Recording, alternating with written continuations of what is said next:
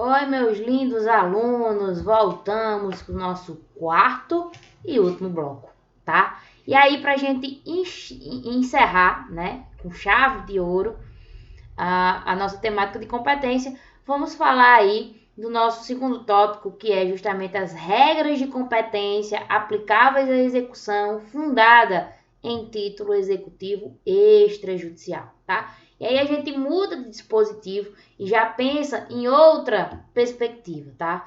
O dispositivo com previsibilidade de regras de competência para os títulos extrajudiciais é o artigo 781 do Código de Processo Civil. Por isso, eu já preciso que vocês guardem na memória o seguinte, olha, estou diante de um título judicial, certo?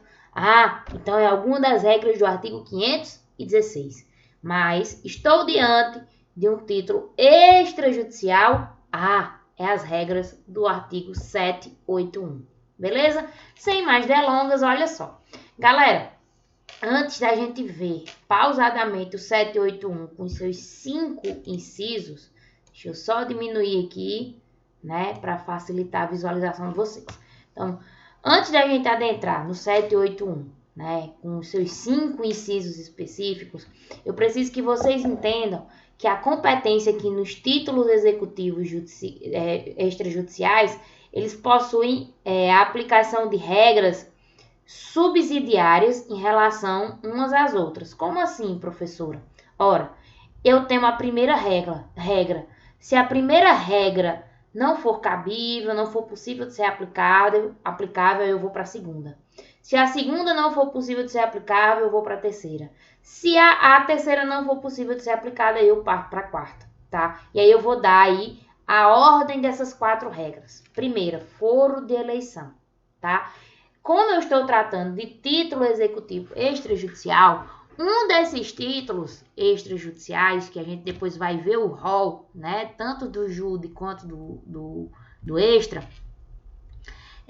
lá no rol tem os contratos, né, corroborados por 2 testemunhas. Ora, professor, imagine que nesse contrato as partes, né, incluíram uma cláusula contratual elegendo o foro específico para a solução de qualquer, né, circunstância ali conflituosa em relação àquele contrato, como o foro específico. É o famoso foro de eleição. Se tem o foro de eleição, usa-se o foro de eleição. Professora, mas o foro de eleição não existe. Aí a gente passa para as outras regras. Primeira das outras regras, né? Domicílio do executado, tá? Regra básica, inclusive seguindo até aquela ideia, né, da competência geral lá no processo de conhecimento, que a regra geral do 46 é domicílio do réu, certo? Então, domicílio do executado, aqui na competência, tá? Não sendo possível o domicílio do executado, posso optar também pelo local da situação onde se encontram os bens que estarão sujeitos à execução, tá? Que é a terceira. E por fim, né, não havendo, né, possibilidade ou sendo mais conveniente ainda, a última regra, né, a propositura dessa ação autônoma, porque é título extrajudicial, eu estou inaugurando uma ação independente, lá no local onde se praticou o ato, tá? Ou então onde ocorreu o fato que deu origem ao título. Por exemplo, o local onde o contrato foi assinado, o local onde o cheque foi emitido, certo? Então, local aí do ato ou fato em que ocorreu a origem do título extrajudicial que está sendo analisado. Então, partindo nessa perspectiva aí sequencial, tá? Dessas 4 regras, vejam só o que o 781 traz para a gente. Inclusive, nos incisos 2, 3 e 4 desse 781, a gente vai ver regras que se direcionam especificamente aqui, ó, para o domicílio do executado. Como se fosse o caso, né, de a gente ter um executado com domicílio incerto, por exemplo. Um executado com vários domicílios. Vários executados em domicílios distintos. Como é que faz se eu optar pelo domicílio do executado? Então, ele trouxe esses 3 incisos aí para trazer para a gente essa perspectiva. Beleza? Então, vamos começar pelo inciso 1. Olha só. A execução fundada em título extrajudicial será processada perante o juízo competente. observando-se o seguinte: a execução poderá ser proposta, aí olha só, no foro do domicílio do executado, no foro de eleição constante do título ou ainda, de situação dos bens a ela sujeitos, certo? Por uma questão de ordem, tá? A gente procura aplicar o domicílio do executado ou o foro da situação dos bens sujeitos à execução, depois de analisar a existência ou não do foro de eleição, tá? Então, dá-se a prioridade ao foro de eleição, posteriormente ao domicílio do executado, por terceiro, né? A situação aí, o local, na verdade, da situação dos bens que estarão sujeitos à execução, tá? Nos reportando aqui um pouquinho para a questão do domicílio do executado, vamos saber agora, professora, se esse executado tiver mais de um domicílio, se o domicílio desse executado for incerto, se eu tiver mais de um executado com domicílios diversos, como é que fica? O 781 responde para a gente também. Olha só. No inciso 2 diz o seguinte: tendo mais de um domicílio, o executado poderá ser demandado no foro de qualquer um deles. Então, eu tenho um executado, um devedor, tá? E aí ele tem 2 domicílios. Ele tem um domicílio em Pau dos Ferros, ele tem um domicílio em São Miguel. Ele pode ser demandado em qualquer um desses 2 domicílios. Fica a critério do exequente fazer essa opção. Inciso 3, sendo incerto ou desconhecido o domicílio do executado, a execução poderá ser proposta no lugar onde, no lugar onde foi encontrado ou no foro do domicílio do exequente. Professora, olha que legal surgindo aqui uma regrinha extra pra gente.